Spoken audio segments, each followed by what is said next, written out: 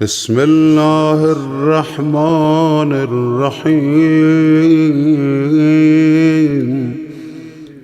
يا من تحل به عقد المكاره، ويا من يفتح به حد الشدائد، ويا من يلتمس منه المخرج إلى روح الفرج. دلت لقدرتك الصعاب، وتسببت بلطفك الأسباب، وجرى بقدرتك القضاء،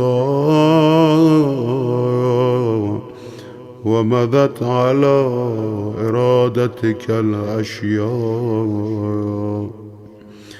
فهي بمشيتك دون قولك مؤتمرة،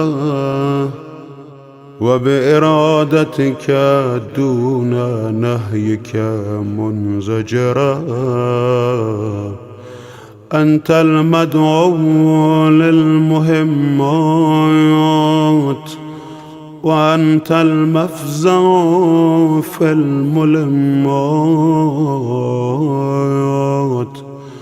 لا يندفع منها إلا ما دفعت، ولا ينكشف منها إلا ما كشفت. وقد نزل بي يا ربي ما قد تكأدني ثقله، وألم بي ما قد بهضني حمله، وبقدرتك أوردته علي، وبسلطانك وجهته إلي.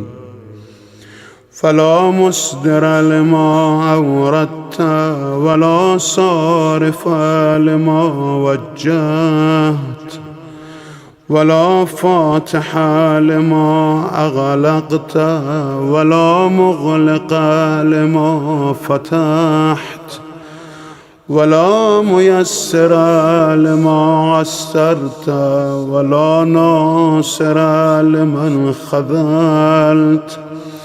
فصل على محمد وآله، وافتح لي يا رب باب الفرج بطولك،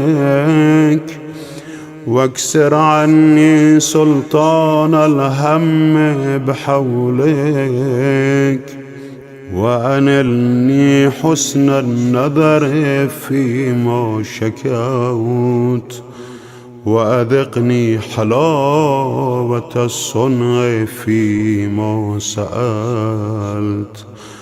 وهب لي من لدنك رحمة وفرجا هنيئا،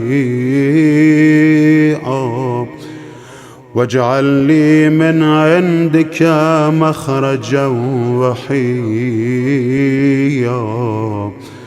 ولا تشغلني بالاهتمام عن تعاهد فروضك واستعمال سنتك.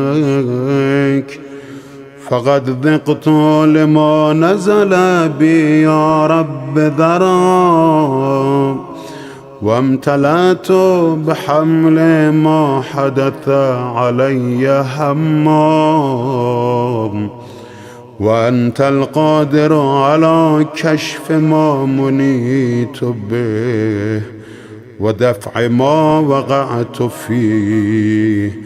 فافعل بي ذلك وإن لم أستوجبه منك يا ذا العرش العظيم.